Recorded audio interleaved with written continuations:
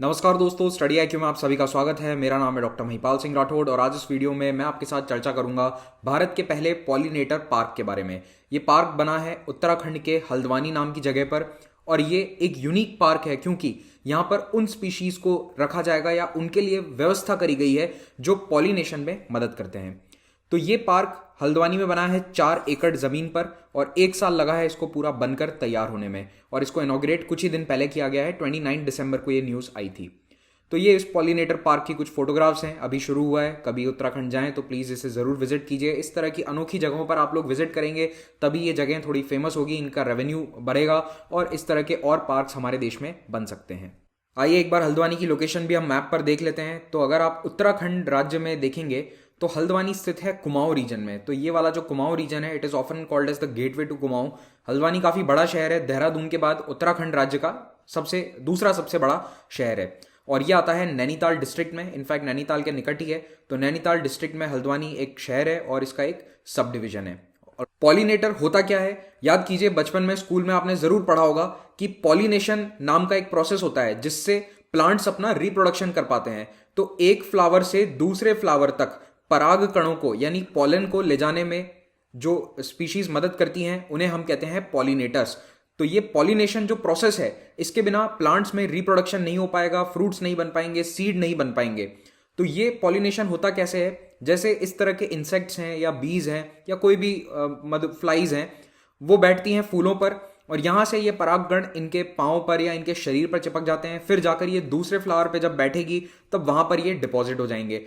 तो इस प्रकार से ये पॉलन एक फूल से दूसरे फूल तक पहुंचते हैं। और पॉलिनेटर स्पीशीज मोस्टली कौन सी होती हैं? बीज, हमिंग बर्ड्स और बहुत सारी तरह की बटरफ्लाइज। जरूरी यह है कि जब भी ये वाली स्पीशीज प्लांट के आसपास आए या फिर फ्लावर्स पर आए तो उनके शरीर का कोई हिस्सा फ्लावर से ब्रश अप होना चाहिए, उससे कॉन्टैक्ट में आना चाहिए।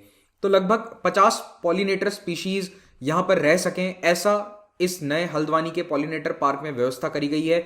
इन 50 स्पीशीज में कई तरह की बटरफ्लाइज शामिल हैं, हनी बीज हैं, बर्ड्स हैं और बहुत सारे तरह के इंसेक्ट्स भी हैं। यहां पर मेन फोकस लेकिन बटरफ्लाई और हनी बी पे रहता है क्योंकि बाकी सबके मुकाबले ये दोनों जो तरह के स्पीशीज होते हैं, बटरफ्लाइज और हनी बीज के, ये बहुत ही एफिशिएंट पॉलिनेटर होते हैं। ज्यादातर पॉलिनेशन हनी बीज के द्वारा ही होता है।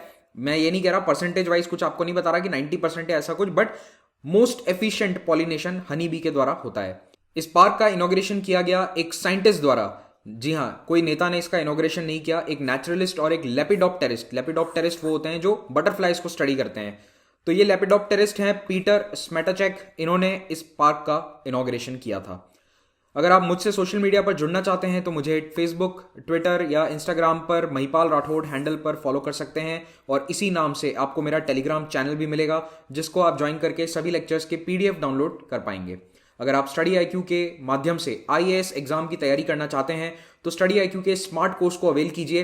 इस IAS के कोर्स में आपको प्री प्लस मेंस की पूरी प्रिपरेशन करवाई जाएगी। इसमें हजारों वीडियोस हैं और भी अन्य कई फीचर्स हैं इस कोर्स के जो आप हमारी ऐप पर अवेल कर सकते हैं या फिर स्टडी आईक्यू वेबसाइट पर जाकर इस कोर्स की डिटेल्स को चेकआउट कर सकते हैं। और याद रखिए, स्टडी आईक्यू के कोर्सेज अब ना केवल मोबाइल ऐप बल्कि लैपटॉप या कंप्यूटर पर भी देखे जा सकते हैं। अब बात करते हैं इस पॉलिनेटर पार्क की। तो यहां पर पहली बात तो लोगों के एजुकेशन के लिए पॉलिनेशन किस प्रकार से होता है इसके बारे में जानकारी दी गई है। बहुत सारे डिस्प्लेज हैं, इन सभी स्पीशीज के बारे में जानकारी दी गई है। यहां पर छोटी स्मॉल वाटर बॉडीज बनाई गई हैं ताकि बटरफ्लाइज उनमें जा सकें। बटरफ्लाइज को छोटे वाटर बॉडीज भी चाहिए होते हैं, यहां से उनको न्यूट्रिएंट्स भी मिलते हैं। फिर मॉथ्स को अट्रैक्ट करने के लिए अल्ट्रावायलेट लाइट्स की भी व्यवस्था करी गई है। इस पार्क में खास ध्यान रखा गया है कि जो हमारी देश की एंडेमिक स्पीशीज है मधुमक्खी की, एपिस सेराना इंडिका, उसके लिए बहुत अच्छे से व्यवस्था करी गई है।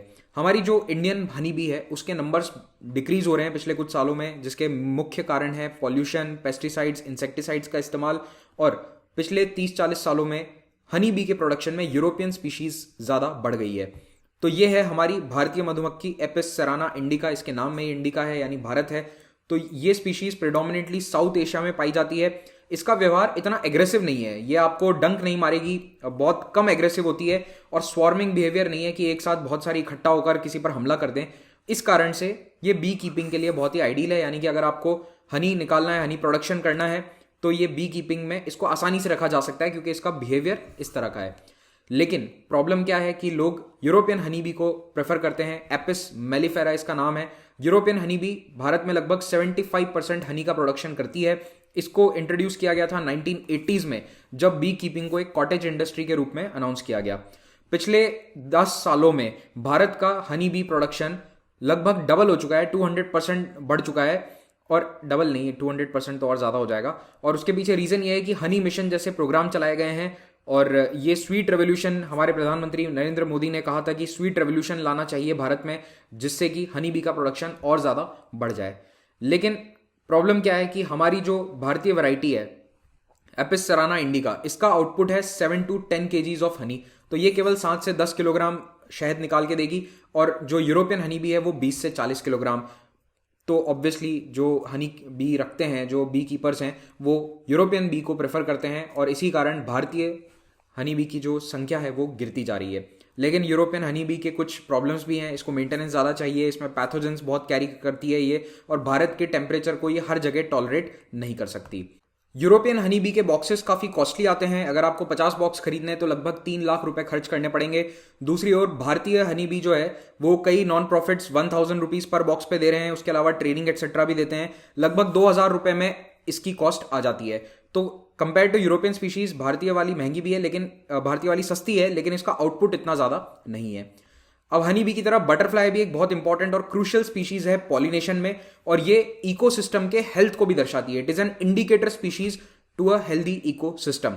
अब जैसे जैसे पेस्टिसाइड का इस्तेमाल बढ़ता जा रहा है, जंगल खत्म हो रहे हैं, क्लाइमेट चेंज हो रहा है, वैसे वैसे तितलियों के लिए जगह की कमी होती जा रही है। उनका हैबिटेट लॉस बहुत ही तेजी से हो रहा है।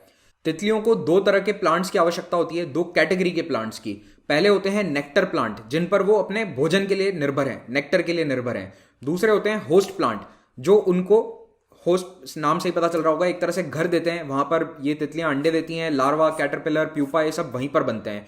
तो नेक्टर प्लांट भारत में कॉमन कौन कौन से हैं? Sunflower, marigold, lantana, petunia, hibiscus. दूसरी ओर होस्ट प्लांट्स कौन से कॉमन है भारत में? Curry leaves, cotton tree, cassia, citrus. अब इस दोनों तरह के प्लांट्स का पॉलिनेटर पार्क में होना ऑब्वियसली इंपॉर्टेंट है। तो इस तरह के फूल या स्पीशीज यहां पर लगाए गए हैं पॉलिनेटर पार्क में। कौन से कॉमन प्लांट्स हैं? मैरीगोल्ड, रोज, हिबिस्कस, जैस्मिन। और इसके अलावा बर्ड और बटरफ्लाई स्पीशीज को अट्रैक्ट करने के लिए बर्ड फीडर्स और नेस्ट भी यहां पर रखे गए हैं। याद रखिए, चिड़िया भी इंपॉर्टेंट पॉलिनेटर्स होती हैं, लेकिन सबसे ज्यादा एफिशिएंट क्या है? बीज और बटरफ्लाई। ओके, तो फूड ग्रेन्स भी हैं, चिड़िया को अट्रैक्ट करने के लिए दाना भी डाला गया है। कट फ्रूट्स भी रखे गए हैं, क्योंकि कट फ्रूट्स पे बटरफ्लाइज की कुछ स्पीशीज ज्यादा जल्दी अट्रैक्ट होती हैं। और उसके अलावा होस्ट प्लांट्स भी हैं बहुत सारे, जैसे कि करी लीफ, सिट्रस, कैसिया, लंटाना। आपको मैं दिखा देता हूँ ये प्लांट्स कैसे होते हैं। तो इन तरह के प्लांट्स में बटरफ्लाई होस्ट करती हैं, यहीं पे वो अंडे देती हैं। तो इस तरह के प्लांट्स इस पॉलिनेटर पार्क में लगाए गए हैं। तो इस पूरे पार्क का अल्टीमेट एम ये है कि पॉलिनेटर स्पीशीज को भारत में कंजर्व करा जा सके, अवेयरनेस बढ़ाई जा सके आम जनता के बीच में कि पॉलिनेटर्स क्या हैं, इनकी इंपॉर्टेंस क्या है।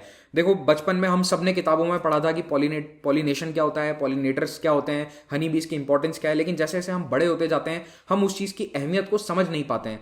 मैं अभी आपको बताऊंगा कि उसकी अहमियत कितनी ज़्यादा, एक फोटोग्राफ दिखाऊंगा आने वाले कुछ मिनट्स में, उससे आपको समझ में आएगा।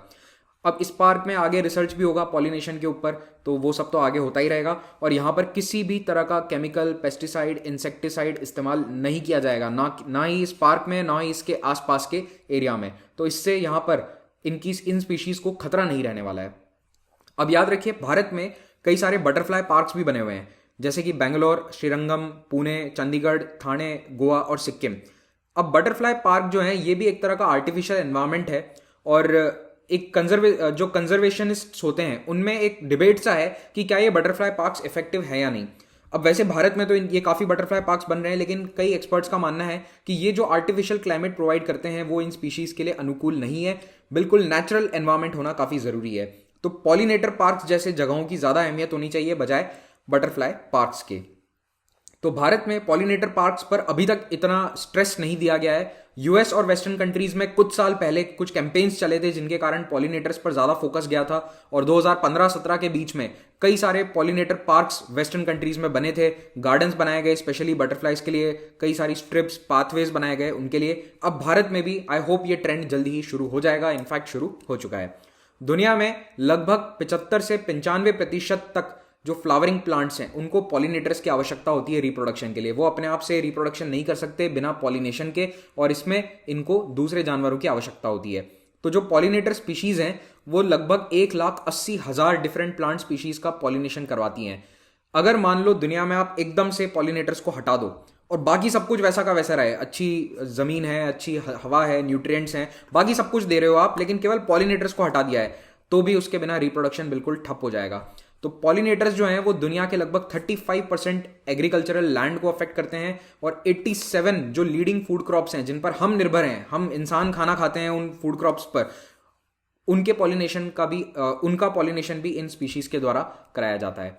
तो अगर एक सुपरमार्केट में आप जाओ, तो अगर मान लो इस सुपरमार्केट में मधुमक्खी को हम हटा दें, पॉलिनेशन ना हो, तो ये जितने आपको काउंटर खाली दिख रहे हैं ना, इन सब के अंदर रिप्रोडक्शन पॉलिनेशन इन प्लांट्स में होगा ही नहीं। तो आपका सुपरमार्केट धीरे धीरे खाली होता जाएगा। जैसे जैसे मधुमक्खी की वैरायटीज, मधुमक्खी की संख्या, जनसंख्या दुनिया में कम होगी, वैसे वैसे हमारे काउंटर्स धीरे धीरे मार्केट्स के खाली खाली होते जाएंगे।